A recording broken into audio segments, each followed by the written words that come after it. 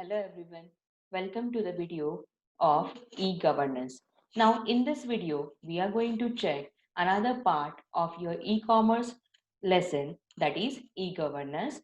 So what is e-governance? We will study in this lesson. Before moving ahead, dear students, you can subscribe to the channel for the all updates of your IT subject and all lessons. So with the subscription, you will be getting notified for all updated videos. So let's move ahead and check what is e-governance. So what is the definition of e-governance? E-governance, as the name suggests, like governance, it means monitoring, whatever the operations are going on and how to monitor all the operations. Governance, like it will be monitored by government. So definition of e-governance, so it signifies the implementation of information technology in government processes and functions so as to cause simple, moral, accountable and transparent governance. So monitoring on the all activities from government. So it need to be simple, it need to be moral, and with the use of information technology, all the processes of government will function very simply, very morally and transparently for all even citizens of that country. So let's move ahead and check what is the next point. The basic purpose of e-governance is to simplify all processes such as like which are related with the government, citizens and businesses. So e-governance delivers smart. What is smart? So S here stands for simple, M for moral, A for accessible, R for responsive, and T for transparent governance. So e-governance gives us smart facilities where it is simple, moral, accessible, responsive, and transparent governance. So the monitoring of all the activities which are related to the businesses, which are related to the citizens, which are of government will be simple, monitored, moral, accessible, responsive and transparent. That is the smart activities of government or by using e-governance. So let's move ahead and check what are the advantages of e-governance. So the first advantage of e-governance is reduced corruption, as on the monitoring site itself when the government will be involved, so the direct approach will be there and the chances of corruption will be less. Then high transparency, as you will be directly interacting with the government. Then increase convenience, once the user or when the citizen will be directly interacting with the government sites, so at that time, it will be convenient and easy also to upload any document or to give the proofs of the documents, whatever you are having with you. Then the direct participation of constituents, like where, as I have already told, when the citizens are directly interacting with the government sites, so at that time, with the direct participation, you will be getting to know there will not be any kind of mediators, so that your work will be lined up properly. The next advantage is about the reduction in overall cost. So now reduction in overall cost will be the one where you will be having to visit any offices, if you need to go for printing of any documents and all, so there will be reduction of cost into all these processes, so ultimately it will help to the citizen. Then the expanded reach of government. So what are the, if you will observe any of government websites, so there are a number of links which are given for particular departments and particular work. So the expanded reach of government will be on various approach. So this can be the government, this can be the advantage of e-governance. Here you can observe into this diagram where you can check e-governance system, and in this e-governance system you can find out cost effectiveness, better security, simple and efficient, then transparency and accountability, easy maintenance, instant access, expanded reach of governance, then better service for citizens. So these all are the points and advantages of e-governance. Students, you can just remember this diagram. With this diagram for particular point you can explain, and This can be the solution for your e-governance advantages. Let's move ahead and check what are the types of e-governance. So the first type of e-governance is government to citizen, that is G2C.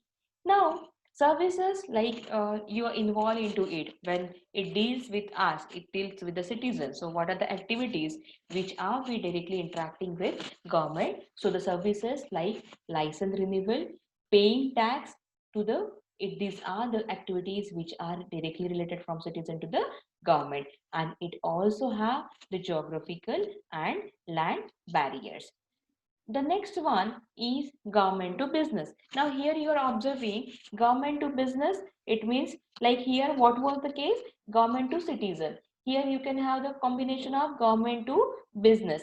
So what will be the facilities for businesses? So G2P provides access to relevant forms needed to comply. Like in G2P, it will consist of many services which will be exchanged between business sector and government.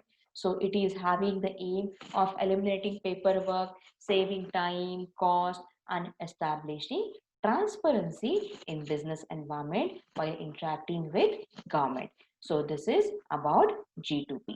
Now moving ahead, the next one is about government to government. Now, when you will go for G2G, like government to government, so the agencies, government agencies can share some database using online communication. So the government departments, they can work together.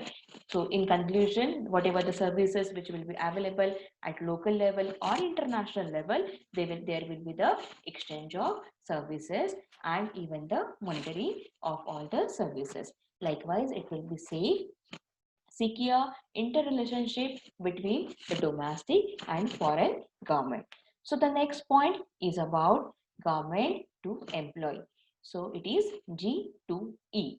Now here for government to employee, that is G2E, it provides online facilities to the employees like applying for leaves. You know, if when you are working for any of the organization, payroll we need to manage. So at that time, so G2E, government to employee, will give you facilities to apply for leave, reviewing your salary payments records or your salary slips, checking for the balance of your holidays.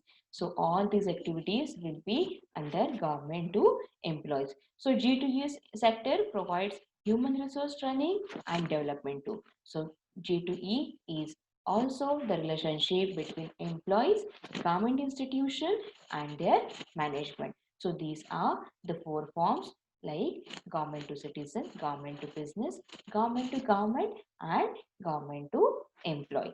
So the next one, moving ahead, we'll check what are the security measures in e-commerce. So when we need to check for security measures of e-commerce, there are various points which are involved into the preventive measures, security measures, because these all are the online. So there are the chances of having different cases of frauds and all. So e-commerce security refers to the principle which guide safe electronic transactions, allowing the buying and selling of goods and services through internet. So as you know that it can go, means when you go for online payments, there will be a less security problem may arise or any fraud cases will be also there. So e-commerce is like security measures that we need to take into the e-commerce, that it may be the case of buying and selling of goods. When you will go for online transaction, electronic transaction, you need to have check on all the things that you are, whether the site you are entering, whether the payment mode you are entering is safe or not. Then it is dealing about the encryption. What is encryption exactly? So encryption is widely used on internet to protect user information being sent between the browser and server.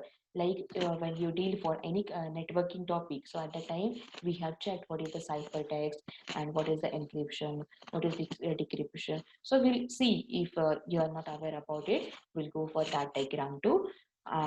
Till that time, so what encryption includes? So encryption includes your password, payment information, and other personal information also. So this need to be very private and need to be the one where you are safely accessing it. And the process, it consists of encryption and decryption. As I already mentioned, encryption converts plain text readable form to the data into cybertext coded form, that means non-readable data. As you all know that a machine level language is the one into the form of 0101, like you use binary codes.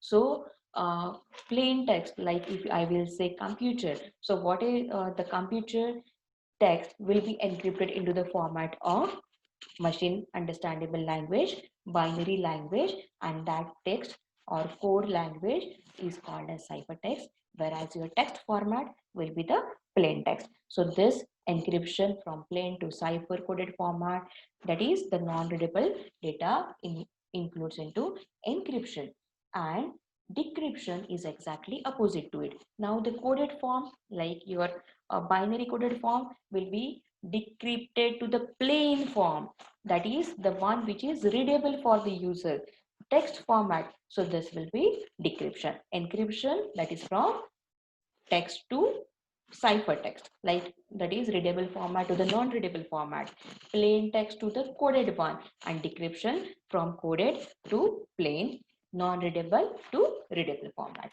Then encryption involves two types. First one is symmetric, that is shared secret encryption, and another one is asymmetric, that is public key encryption. So with this diagram, you can understand plain text, that is encryption converting into ciphertext, and ciphertext to plain text, that is decryption. So plain text means readable format to coded format, and from coded format to the readable format again, that is decryption. So this is about your e-governance and the safety measures, what is encryption and decryption, that you need to understand into e-commerce. Now one of the most important things nowadays we are observing, that is digital signature. So digital signature is also electronic signature. It can be called as electronic signature also, where it gives the authenticity of the electronic document, like certificates you observe, where you observe signature, or if you go for any of the GRs, government resolutions, so at that time you observe signature of the authority, which gives the authenticity of that document. And the digital signature is used into e-commerce, software distribution, financial transaction, where it will give the documents authenticity. Now, what is digital certificate? So digital certificate is the electronic password that gives to the person and to the organization to exchange the data security over the internet using public key infrastructure, that is PKI. You can observe over there PKI. A digital signature certificate is also known as public key certificate or identity certificate. When you go for any of the encryption of data, at that time you can observe that if you need to go for the installation also, it need to have certificate. If you need to use it into any of the institution level also, at that time you use a digital certificate, where this will give a person key, that which will be public key infrastructure, and that will be accessed accordingly by digital certificate. So this is all about the chapter of your e-commerce, e-governance, forms of e-governance, what are the security measures you need to take into e-commerce, what is digital signature, and what is digital certificate. And here it ends for your chapter of e-commerce and e-governance, which is for all the students of arts, commerce, and science, the common topic, common chapter for all three streams. So students, thank you for watching this video.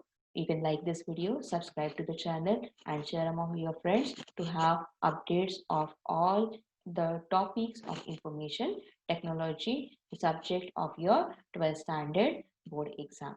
So thank you for watching this video again.